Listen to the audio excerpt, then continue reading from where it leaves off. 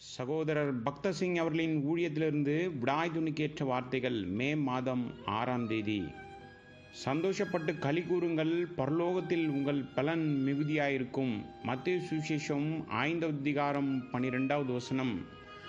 அவன் இப்படி சிந்தித்து கொண்டிருக்கையில் கர்த்தருடைய தூதன் சொப்பனத்தில் அவனுக்கு காணப்பட்டு, தாவீதின் குமாரனாகிய யோசேப்பே, உன் மனைவியாகிய மரியாளை சேர்த்து கொள்ள ஐயப்படாதே.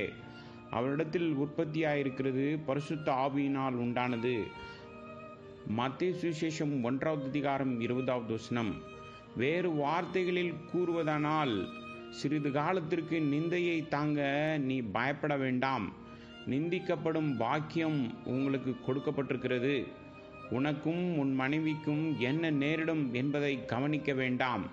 தேவன் உன்னை பாதுகாப்பார், உன் நிந்தையை தாங்குவார். பிள்ளை கருவுற்ற போது மரியாளும் யோசேப்பும் என்ன வகையான நிந்தைகளை சுமக்க வேண்டியிருந்தது என்று கற்பனை செய்வது மிகவும் கடினமான ஒன்று. ஏனென்றால் அந்த நேரத்தில் மரியாளும் மற்றும் யோசேப்பையும் தவிர வேறு யாருக்கும் இந்த உண்மை தெரியாது.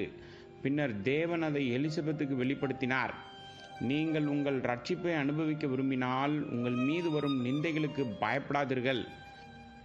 நீங்கள் கர்த்தராகிய இயேசு கிறிஸ்துவை உண்மையாக பின்பற்றுவராக இருப்பீர்கள் என்றால் நீங்கள் நிந்தையை தாங்கிக் கொள்ள வேண்டும். நீங்கள் தெய்வீக பக்தியற்று மற்றும் பாவ வாழ்க்கையை வாழ்ந்து கொண்டிருக்கலாம். மேலும் உங்கள் உறவினர்கள், அயலகத்தார் மற்றும் நண்பர்கள் உங்களை பற்றி கவலைப்படவே மாட்டார்கள். ஆனால் நீங்கள் தேவனுடைய வார்த்தையை பின்பற்ற தொடங்கும் போது உங்களுக்கு மிக நெருங்கிய நண்பர்களும் உறவுகளும் கூட உங்களை நிந்திக்க தொடங்குவார்கள். நீங்கள் எவ்வளவு அதிகமாக தேவனுக்கு கீழ்ப்படுகிறீர்களோ அவ்வளவு அதிகமாக நீங்கள் நிந்தைகளை சுமக்க வேண்டியிருக்கும். இதிலிருந்து யாரும் தப்ப முடியாது. இதுதான் தெய்வீக சட்டம். கர்த்தராகிய இயேசு கிறிஸ்து மத்தேயு சுவிசேஷம் 10:24 மற்றும் 25 வசனத்தில் சொன்னார், சீஷன் தன் போதகனிலும் வேலைக்காரன் தன் எஜமானிலும் மேற்பட்டவன் அல்ல. சீஷன் தன் போதகனைப் போலவும் வேலைக்காரன் தன் எஜமானைப் போலவும் இருப்பது போதும். வீட்டெஜமானையே பெயல்செபூல் என்று சொல்வார்களானால் அவன் வீட்டாரை இப்படி சொல்வது அதிக நிச்சயமல்லவா? உண்மையில் அவர்கள் அவரை வேறு பல பெயர்களிலும் அழைத்தனர். எனவே கர்த்தராகிய இயேசு கிறிஸ்து, அவர்கள் என்னை இப்படி அழைத்திருந்தால் நீங்கள் மட்டும் எப்படி தப்பிப்பீர்கள்? தேவனால் சுகம் பெற்ற ஜனங்கள் அவரை பல கெட்ட பெயர்களால் கூட அழைத்தார்கள். ஆனால் அவர் அனைத்தையும் தாங்கினார். நண்பர்கள், உறவினர்கள் மற்றும் அண்டை வீட்டாரின் மூலம் ஏற்படும் நிந்தைகளுக்கு நாமும் ஆயத்தமாக இருக்க வேண்டும்.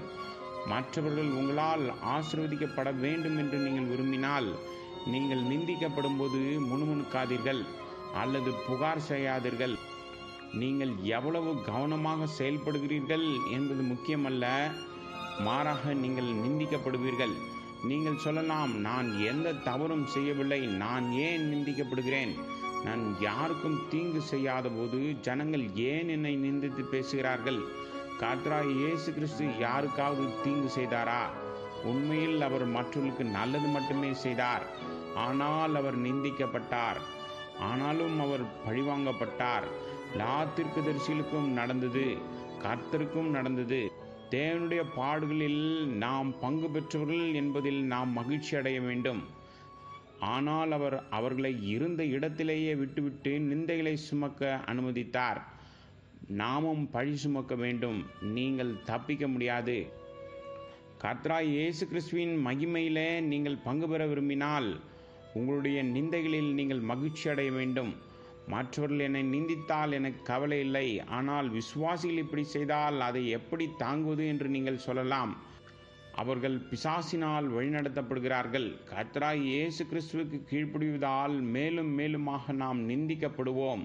சந்தோஷப்பட்டு களி கூறுங்கள், பரலோகத்தில் உங்கள் பலன் மிகுதியாயிருக்கும். உங்களுக்கு முன்னிருந்த தீர்க்கதரிசிகளையும் அப்படியே துன்பப்படுத்தினார்களே. மத்தேயு சுவிசேஷம் 5:12 வசனம்.